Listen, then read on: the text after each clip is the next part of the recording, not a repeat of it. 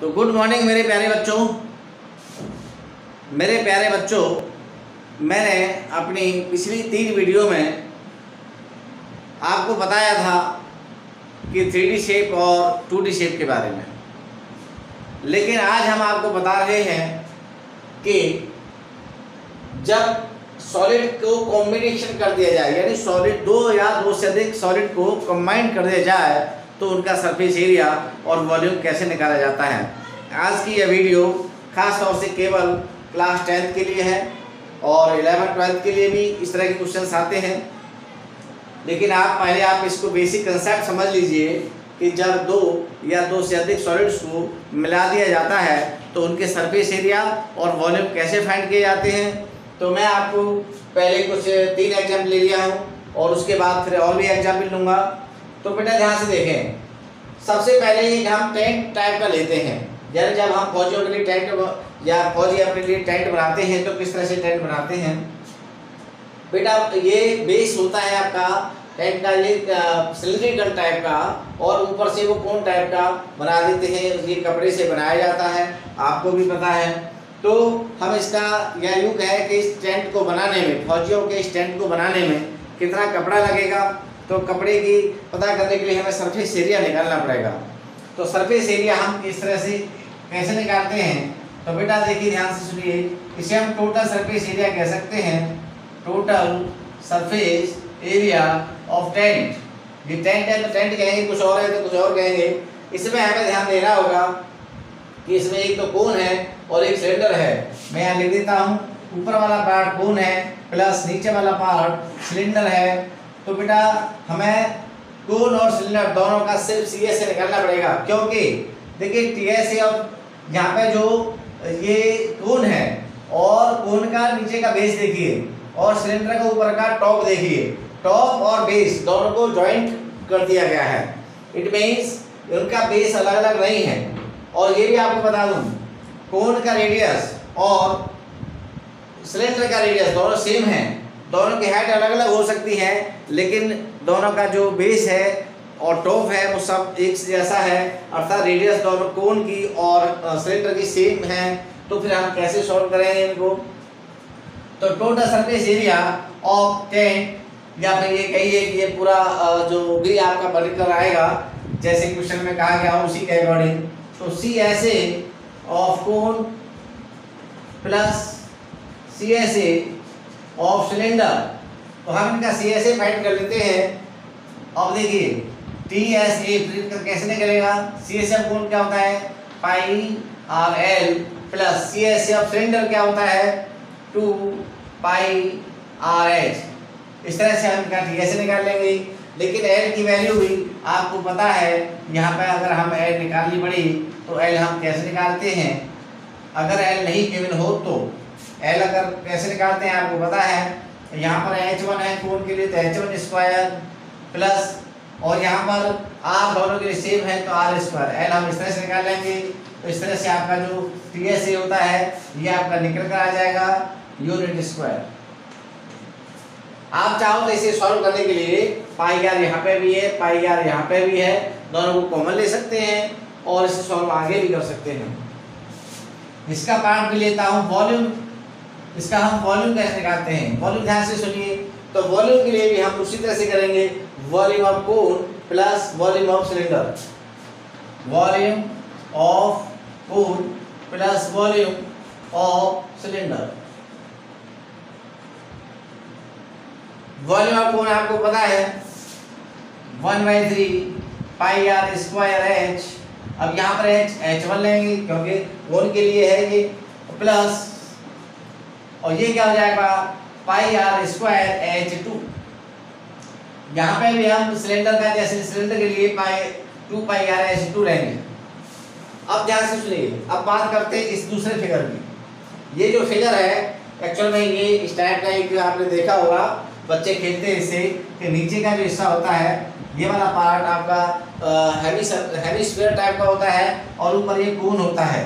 अब आप कोई इसका देखिए, मैं लिख देता हूँ यहाँ पर, ऊपर वाला पार्ट कोनिकल है और नीचे वाले पार्ट हेमिस्फेरिकल है। तो बेटा आप इसको देखिए, अगर कोई हमें इसका सरफेस एरिया पूछे या टोटल सरफेस एरिया पूछे तो total surface area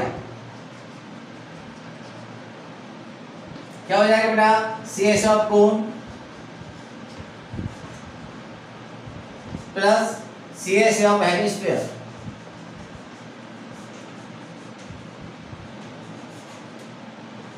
CS of hemisphere तो आपकी समझ में आ गया होगा।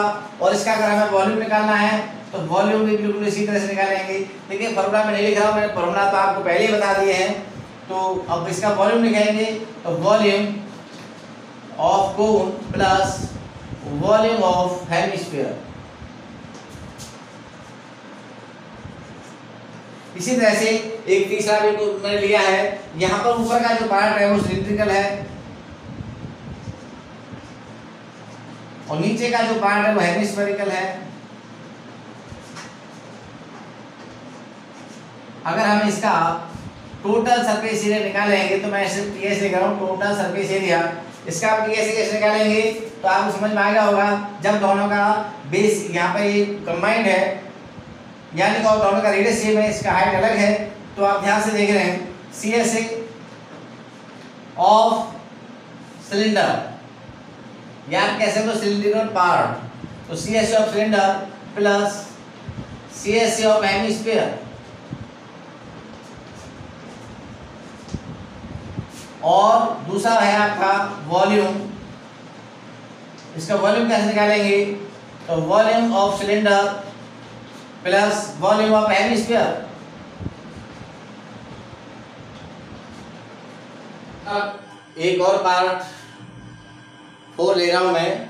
इसमें क्या है, इसमें किस किस का कॉम्बिनेशन है तो बेटा इसमें एक सिलिंड्रिकल पार्ट है। ऐसे मान लीजिए जैसे कोई कैप्सूल होता है, जो मेडिसिन में कैप्सूल होता है, मेडिसिन कैप्सूल, उसमें बीच का जो पार्ट होता है वो सिलिंड्रिकल होता है, बाहर के दोनों पार्ट हेमिस्फेरिकल होते हैं।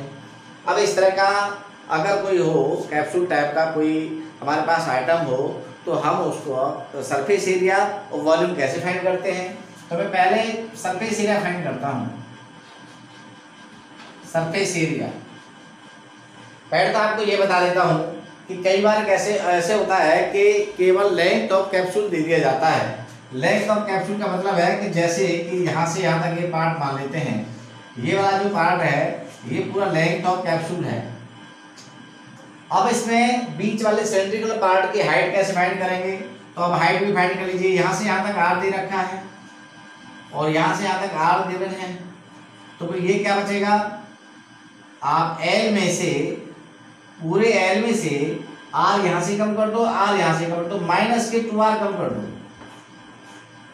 तो आपका ये हाइट ऑफ सिलिंड्रिकल पार्ट निकल कर आ जाएगा। तो surface area of capsule is equal to क्या हो जाएगा, CSA of cylindrical part. CL कर दिया है, सिलिंड्रिकल पार्ट समझ में आ जाएगी। या फिर आप ऐसे कह लीजिए केवल cylinder plus CS of cylinder ये हो गया plus 2 multiply CSA of hemisphere. यहाँ पे हम हेमिस्फीयर क्यों कह रहे हैं, जो इसे हेमिस्फीयर 2 का मल्टीप्लाई क्यों किया है तो बेटा हेमिस्फीयर में 2 का मल्टीप्लाई इसलिए किया है क्योंकि एक हेमिस्फीयर यहाँ पे है और एक हेमिस्फीयर यहाँ पे है। इस तरह से आप अगर फॉर्मूला भी बनाना चाहते हो तो आप इसे टोटल सरफेस एरिया कह सकते हो। तो TSA इज इक्वल टू हम यहाँ लिख देते हैं टोटल सरफेस एरिया, तो ये हो जाएगा TSA is equal to 2 pi RH plus ये हो जाएगा 2 मल्टीप्लाई 2 पाई R स्क्वायर। यहाँ पे दोनों जगह पे एक जैसी R लेंगे, यहाँ भी कैपिटल R है तो यहाँ भी कैपिटल R लेंगे क्योंकि दोनों की R एक जैसी है। तो ये हो जाएगा आपका 2 पाई RH प्लस 2 पाई R स्क्वायर। इसे और इजी करना चाहते या तो इसी फॉर्मूले से इजी कर सकते हो या फिर सॉल्व कर सकते हो या फिर अलग से भी फॉर्मूला आप बना सकते हो इससे आगे। देखिए 2 पाई R यहाँ पे भी है, 2 पाई R यहाँ पे भी है, तो 2 पाई R यहाँ से कॉमन ले सकते हो, यहाँ से केवल H प्लस 2R बचेगा और यूनिट स्क्वायर। और अब बी पार्ट ले लीजिए वॉल्यूम। इनका वॉल्यूम कैसे निकालेंगे, तो वॉल्यूम निकालने का भी तरीका भैया यहाँ CSE की जगह पे वॉल्यूम लिख दीजिए, volume of cylinder plus volume of two hemisphere. तो क्या हो जाएगा ये वॉल्यूम ऑफ सिलेंडर क्या हो गया pi R square H plus 2 hemispherical part है। तो देखिए 2 मल्टीप्लाई 2/3 पाई आर क्यूब, यहाँ पे कैपिटल आर लूंगा मैं, सॉरी। तो ये हो जाएगा आपका pi R square H plus 4/3 pi R cube.